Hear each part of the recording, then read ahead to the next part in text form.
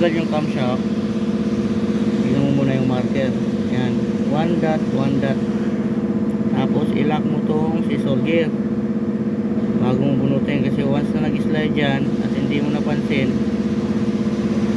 lalagatak yan para siyang magiging diesel engine. Naandar siya, one click, walang problema, maingay lang, nalagatak, parang knocking. Yan, bubunutin mo tong isang buong gear yan, mahati yan dito.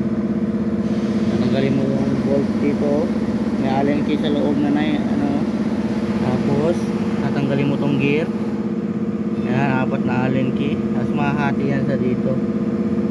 May pin yan sa loob na kaya kahit bunutin mo yan na walang problema, hindi siya papasok ng ibang posisyon. Ganun lang yun. Tapos para matanggalin mo to, para maipasok mo yung gear, tapos ibalik mo lang ulit. Yan, kailangan mo siyang tanggal itong gear kasi hindi lalabas yung seal na yan. Tanggalin mo, nutin mo dito yan, mahati yan dito. Yan, yan dito yung bolt yan, takip lang to, tapos may allen key sa loob.